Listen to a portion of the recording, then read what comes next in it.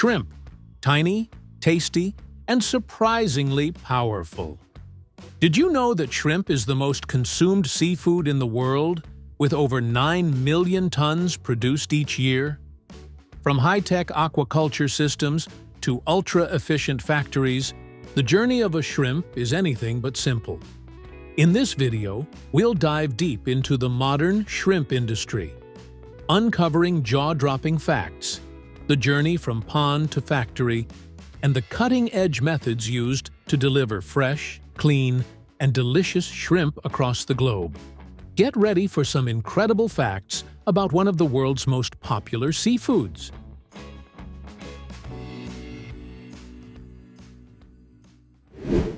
You probably already love shrimp for how tasty they are.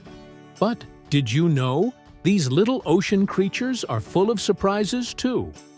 There are over 2,000 species of shrimp around the world, rocking all sorts of colors and sizes depending on where they live, whether it's salty ocean waves or calm freshwater lakes.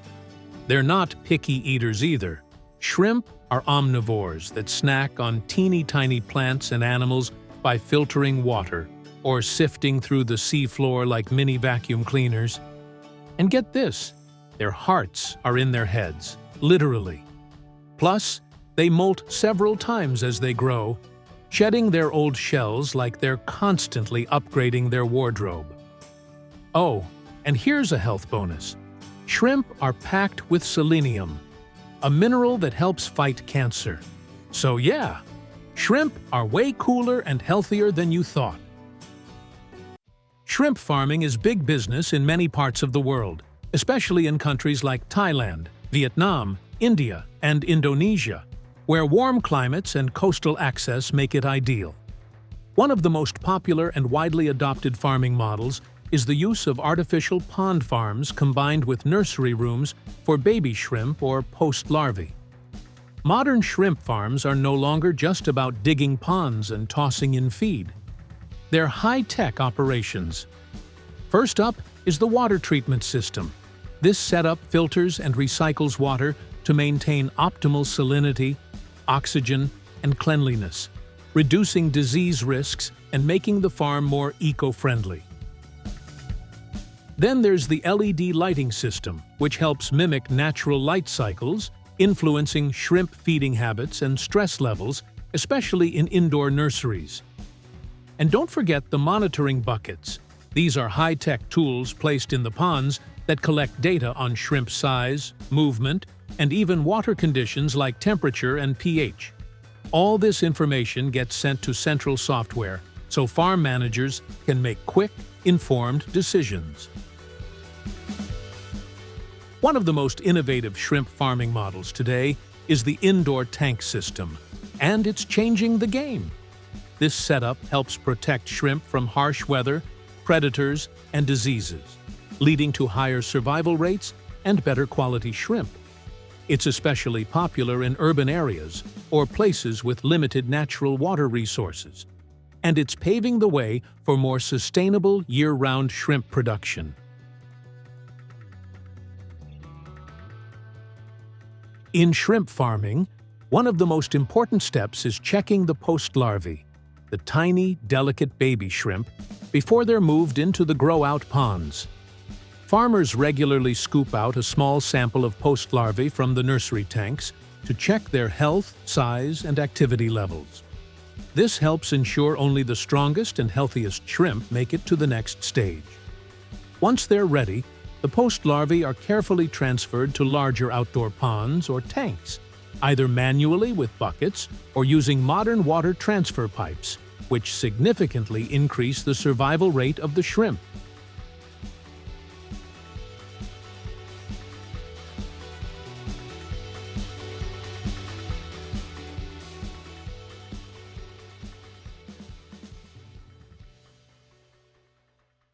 Typically, shrimp get a good 3 to 6 months of growing up before they're ready for the big debut, aka harvest time.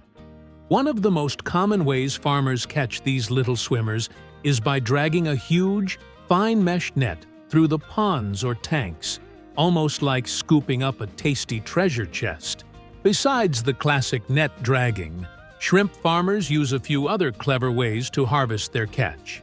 Some farms use traps or even specialized pumps to gently collect shrimp without harming them.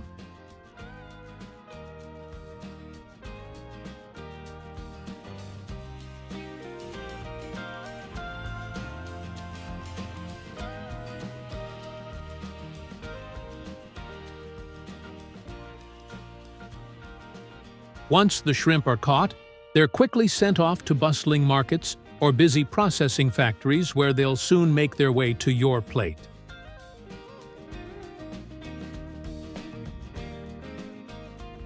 Once the shrimp arrive at the processing factory, it's not just a free pass to the dinner plate. They have to pass through some pretty tough quality checks first. From size sorting to checking for any imperfections or contaminants, these careful steps keep the shrimp top-notch before they're packed up and sent out.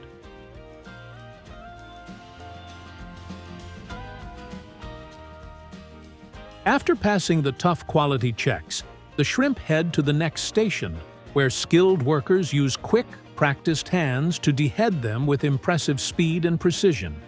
Then, the shrimp go through plate freezing, a super-fast chilling process that locks in freshness by freezing them in blocks. This makes it easier to store and transport these frozen shrimp slabs to processing plants that might be miles away.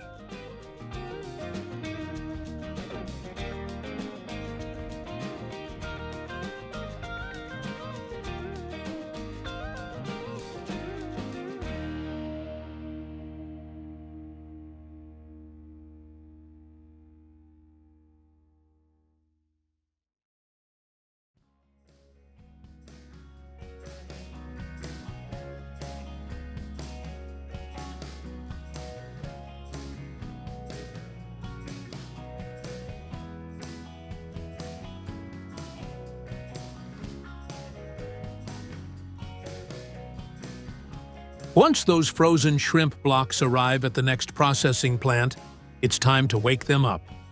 The shrimp are defrosted in massive industrial water tanks, often with powerful water jets spraying over them to speed things up and separate the shrimp gently.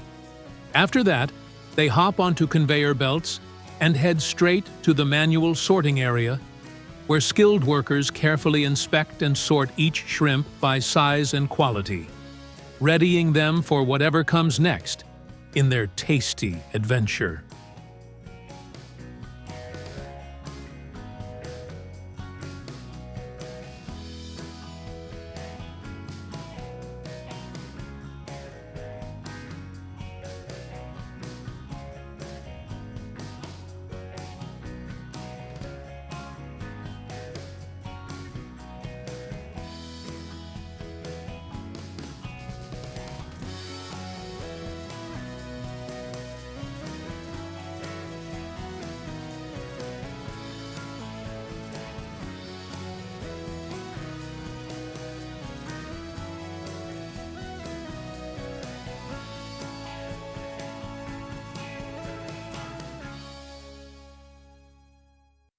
After sorting, it's time for the shrimp to shed their suits, literally. They head into high-tech peeling machines designed to gently remove their shells. These machines use a clever combo of rollers, friction, and flowing water to slide the shells right off without damaging the shrimp. Once peeled, the shrimp get a thorough rinse to make sure they're clean and fresh. In some factories, the shrimp's journey doesn't stop after peeling.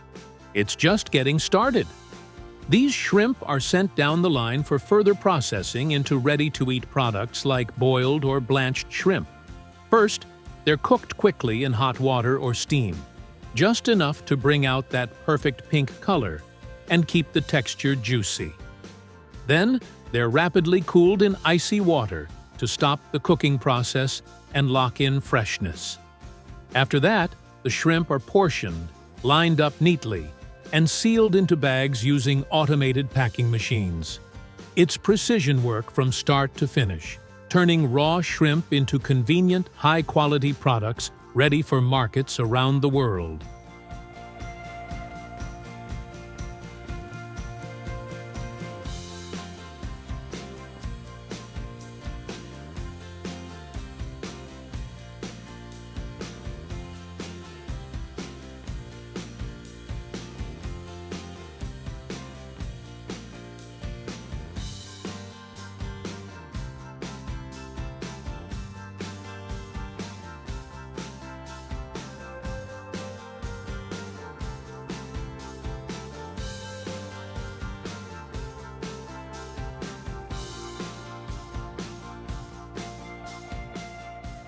Shrimp meat is loved around the world for its sweet, slightly briny flavor and firm, juicy texture. It's tender, but has just the right bite. Beyond taste, shrimp are also a powerhouse of nutrition that is packed with essential vitamin B12, iodine, selenium, and omega-3 fatty acids. Plus, they're relatively low in calories, making them a favorite in healthy diets.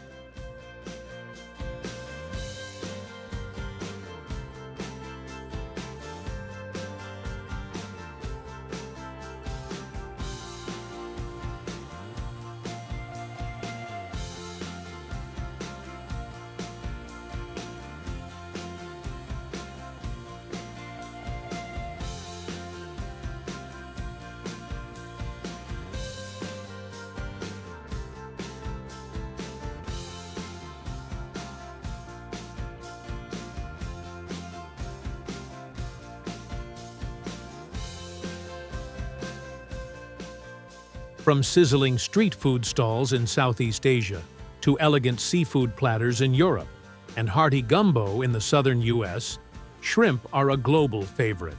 Served grilled, fried, steamed, or raw as sashimi.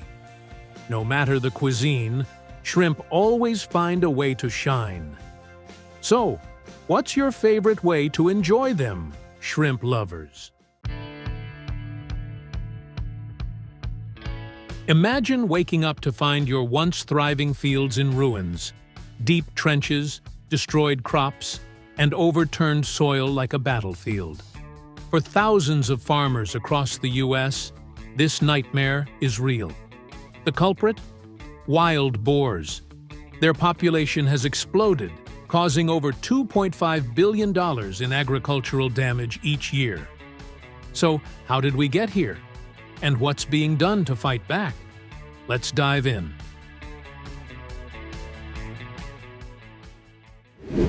Wild boars are now one of the most destructive invasive species in the United States. Back in 1990, there were just about 2 million of them. But today, that number has surged to nearly 9 million, spreading across at least 39 states. And this isn't just a U.S. problem. Countries like Australia, Germany, and Spain are also dealing with the chaos caused by these highly adaptable animals. But in the U.S., their fast reproduction and wide presence make them especially hard to control.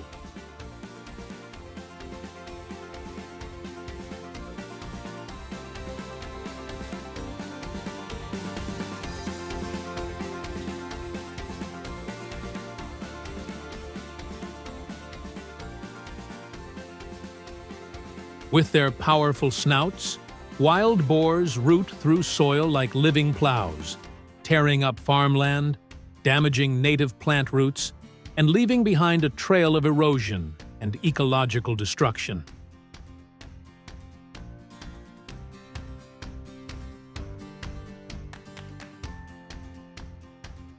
To trap them, farmers don't rely on chance.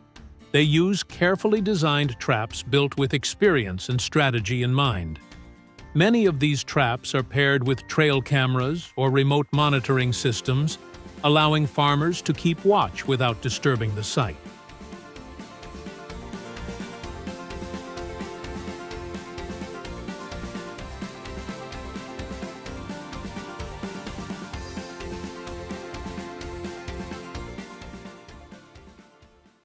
One of the most commonly used traps is the drop-gate cage trap. It's a tough metal enclosure baited with highly attractive foods like fermented corn, sweet potatoes, acorns, or grains soaked in molasses. Scents wild boars simply can't resist. Inside, a pressure plate sits on the ground. When a boar steps on it, the gate snaps shut behind them in an instant.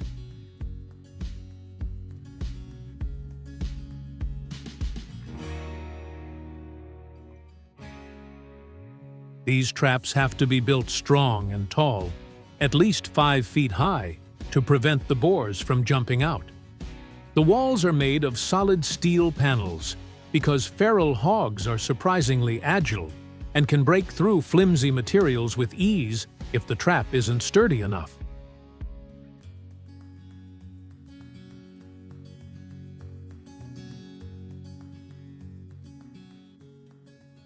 In some regions, wildlife teams and farmers also use net traps.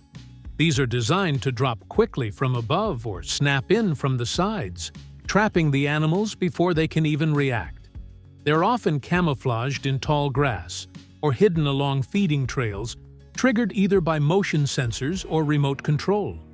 While not as common as cage traps, nets are lightweight, reusable, and very effective when deployed carefully, especially for catching fast or cautious boars. Once wild boars are successfully trapped, quick and humane euthanasia is essential.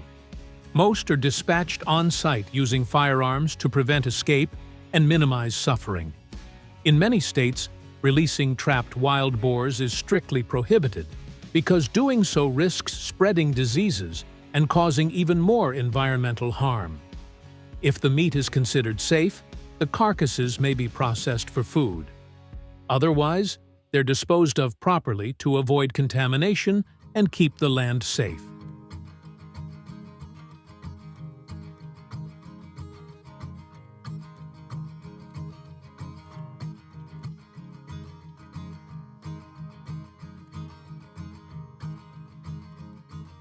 However, wild boars in the wild also display surprisingly charming behaviors and endearing habits that reveal a softer side to their nature. Wild boars are incredibly adaptable, thriving in diverse terrains and climates. From dense forests and swamps to grasslands and even arid regions, they seem to find a way to survive and thrive.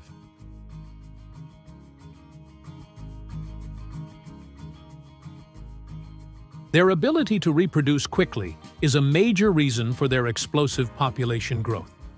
Wild boars begin mating as early as 6 months of age. Females can give birth to multiple litters each year, with each litter containing 4 to 6 piglets on average.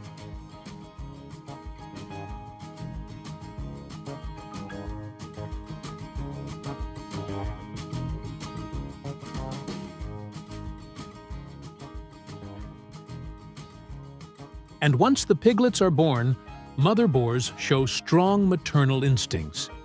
They create nests out of grass and leaves, usually hidden in thick underbrush. The sow stays close by, protecting her young fiercely, guiding them as they learn to forage and avoid predators. Wild boar piglets have some distinct characteristics from birth. Their coats are marked with brown and cream-colored stripes, which act as camouflage in the forest. Personality-wise, they're curious, energetic, and fast learners, traits that help them adapt quickly to their surroundings. Just like many wild animals, boars find joy in nature's little comforts. Just look at this one, wiggling like it's found the world's best back scratcher. It's their way of relieving an itch or brushing off pesky parasites. Mud baths and watering holes are also essential parts of a wild boar's daily routine. Rolling in mud helps regulate their body temperature, protects their skin from sunburn, and wards off insects. Boar farming is growing fast, especially in Texas and the southern U.S., where wild boar meat is in high demand. With over 250 licensed farms, Some raise hundreds of boars on diets of grains, roots, fruits, and even pasture forage, turning these once wild pests into prized produce.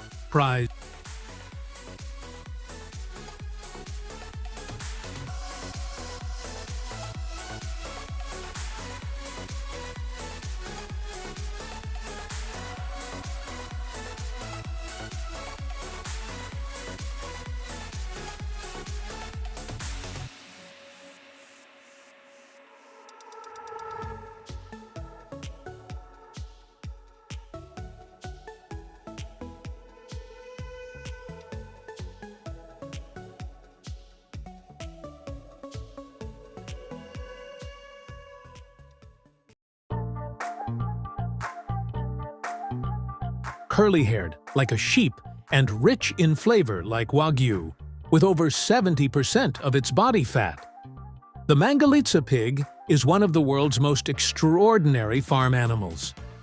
Once nearly wiped out, this rare Hungarian breed has become a prized delicacy. In this video, we'll take you behind the scenes of Mangalitsa pig farming and modern processing, from lush pastures to high-tech facilities, revealing how this once-forgotten pig is now some of the most luxurious pork on the planet. The world's only curly-haired pig, the Mangalitsa, was created in 1833 by Archduke Joseph of Hungary by cross-breeding Serbian and Hungarian pigs. This woolly breed became famous for its rich, marbled meat, earning it the nickname Kobe beef of pork. By the 1950s, Mangalitsas were exported widely and ruled the pork market.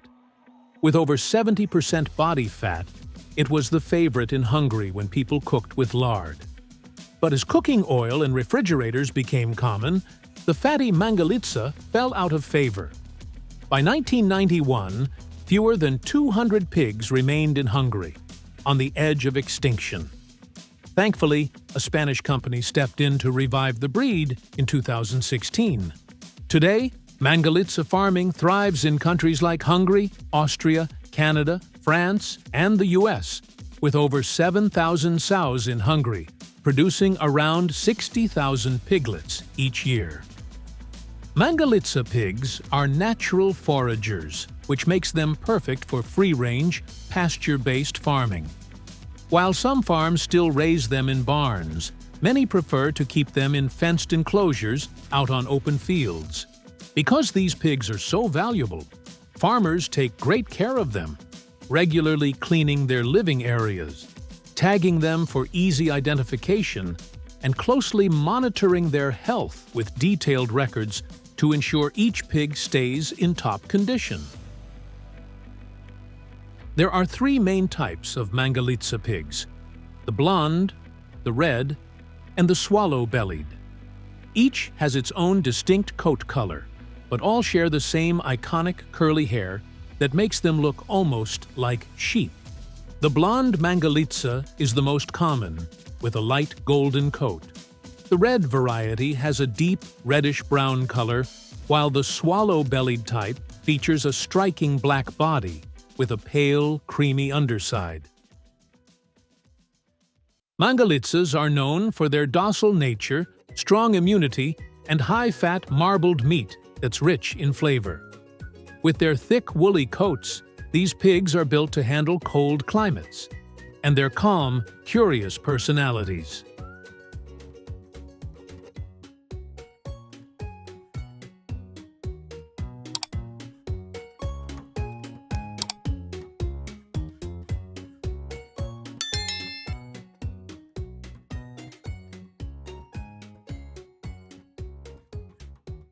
In farms where Mangalitsa pigs are raised in controlled environments, their diet is carefully managed to keep the meat quality high. They're usually fed a mix of wild pasture greens, supplemented with potatoes and pumpkins, which provide energy and nutrients. This balanced, natural diet not only supports their health and growth,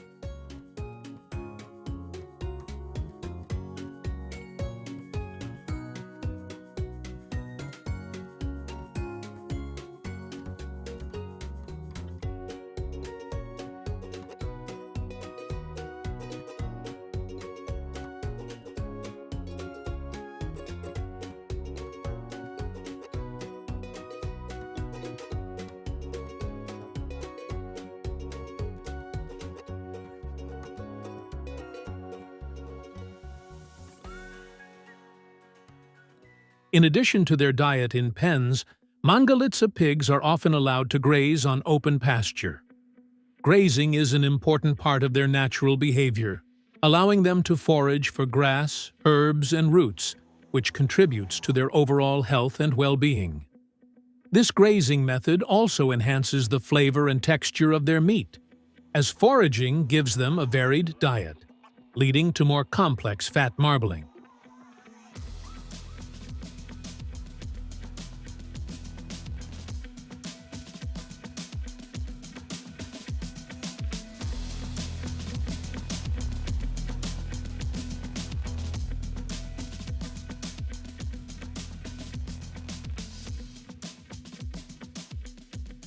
Mangalitsa pigs' breeding process is carefully managed by farmers. Typically, Mangalitsa pigs reach sexual maturity around 8 to 10 months of age. Once bred, Mangalitsa sows have a relatively short gestation period of about 115 days. They typically give birth to litters of 6 to 10 piglets, which are carefully monitored for health. The piglets are born with a fine, soft coat, which later develops into the iconic curly wool as they grow. Farmers provide a comfortable and safe environment for the mothers and piglets, ensuring they receive proper nutrition and care.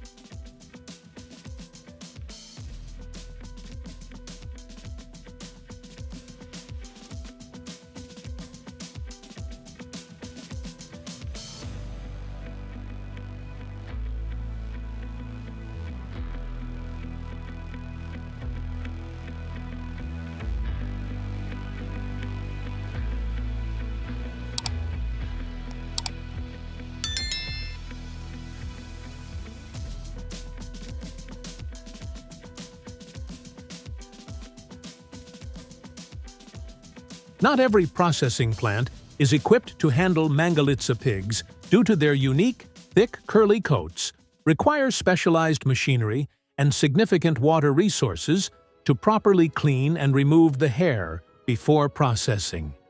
The process begins with a thorough cleaning of the pig's coat, using high-pressure water and specialized tools to ensure that all the wool is properly removed without damaging the skin. Once the coat is cleaned, the pig carcass is divided into different cuts. The fat is an essential component of Mangalitsa pork, so special care is taken to preserve its high marbling, which contributes to the flavor and texture of the meat. After the carcass is broken down, the meat is carefully separated into various sections such as ribs, shoulders, loins, and belly. Some of the fat is kept for further processing, while other cuts are prepared for fresh sales, aging, or curing, depending on the product being made. The entire process requires skilled workers and proper equipment, making Mangalitsa pork a more labor-intensive and costly product to produce compared to other pork breeds. Mangalitsa pork is prized not just for its flavor, but also for its incredible versatility. Thanks to its rich fat content and deep marbling, the meat is often used to make premium cured products like dry-cured ham and artisanal sausages. The belly and back fat are also ideal for rendering into high-quality lard or turning into crispy pork cracklings. In particular, the legs are commonly used for producing cured hams, much like jamon or prosciutto. Unlike leaner commercial pork, Mangalitsa pork's high fat content makes it incredibly juicy and tender, even after long cooking times, which is perfect for slow roasting, braising, or grilling, where the fat melts and infuses the meat with flavor. It's also commonly used in traditional recipes like pork stews, pan-fried chops, or even as a luxury cut for gourmet burgers. The fat itself is so prized that it's often rendered into lard for cooking or baking, known for its clean taste and smooth texture.